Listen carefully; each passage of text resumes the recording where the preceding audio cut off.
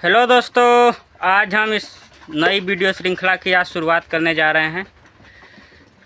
आज की इस वीडियो श्रृंखला में हम बात करेंगे जो हमारी धान की फसल है उसके रोपाई के बाद जो उसमें एक जटिल समस्या हम सभी किसानों को देखना को मिलती है, वो है उसमें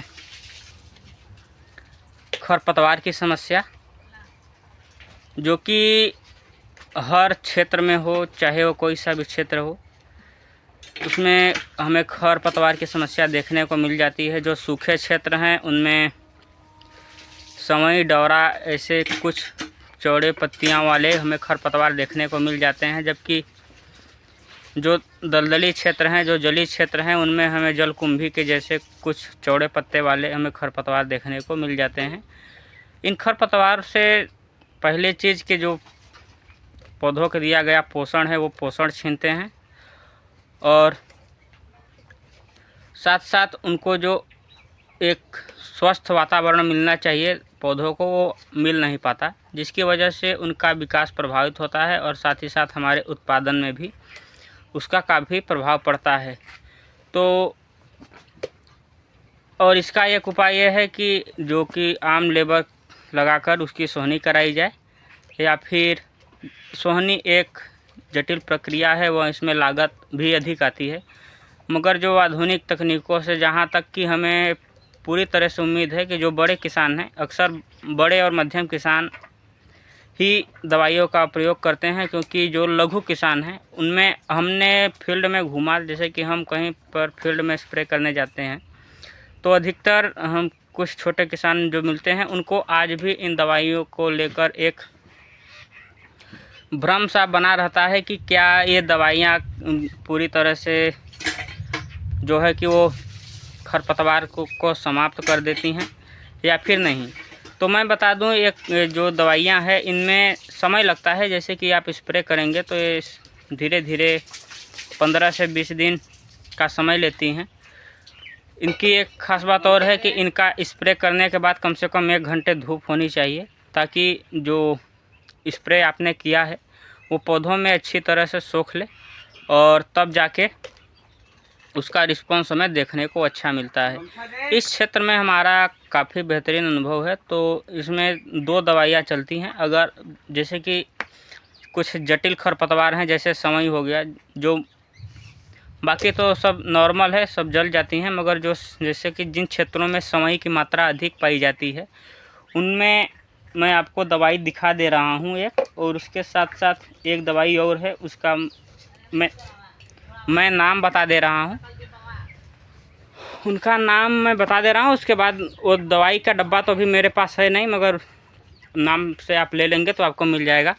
पहला है ये नामनी गोल्ड, ये 500 ml का बोतल है।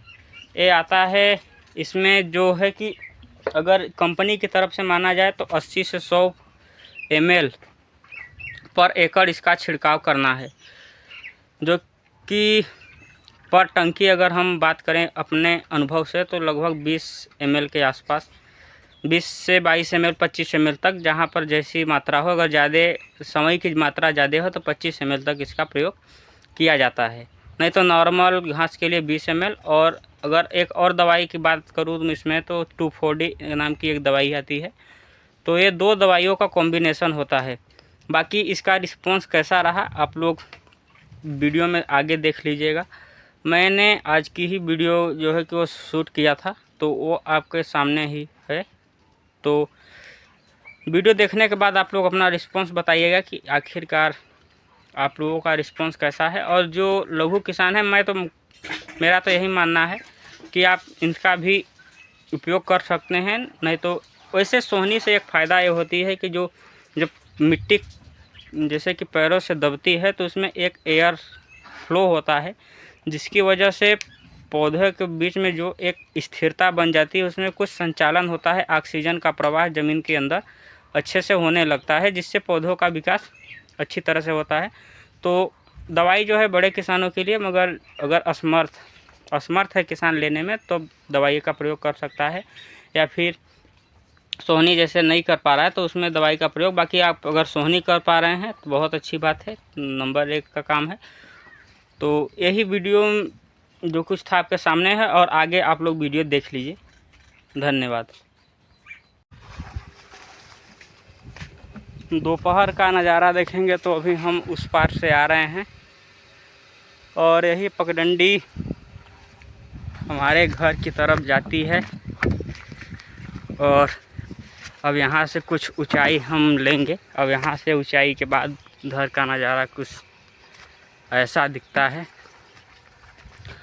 और बगीचे के उस पार जो सामने आपको एक बड़ा सा कोठा वाला घर दिख रहा है, वही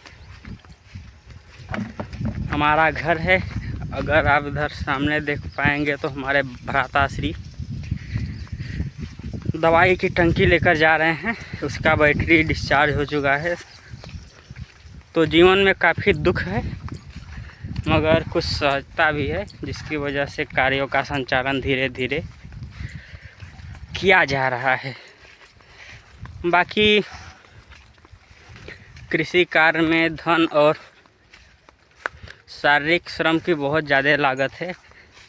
कृषि एक ऐसा उद्योग, ऐसा व्यवसाय है जिसमें श्रम और लागत दोनों की बहुत ज़्यादा आवश्यकता पड़ती है, तब जाके कहीं फसल हमारे हाथों में आती।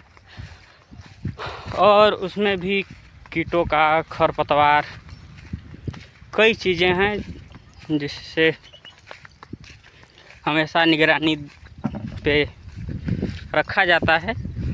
वो कहावत है कि 1 जून खेती 2 जून गाय, जो ना देखे वो कर जाए। तो ये चीज़ें जो पहले के लोगों ने कही थी, कहीं ना कहीं 100% सत्य है। तो इन्हीं शब्दों के साथ मैं अब आपसे विदा लेता हूं। बाकी आज की इस वीडियो श्रृंखला आपके लिए कैसे मददगार साबित रही या फिर क्या आपका इस वीडियो के ऊपर कहना है। मैं एक चीज़ और बता दूं, एक वीडियो में जो कि हमने पिछले शॉर्ट डाला था, जो दवाइयाँ हमारे इस समय धान में स्प्रे की जा रही हैं, नामनी गोल्ड और 2,4-D 20-20 ml पर टंकी, उसका क्या प्रभाव रहा है तो मैं आपको दिखाना चाहता हूँ। देखिए, जैसे कि ये साइड के कुछ घास हैं तो उनको लगभग समाप्त कर चुका है, मगर जहाँ पे दवाइयाँ नहीं पड़ी हैं।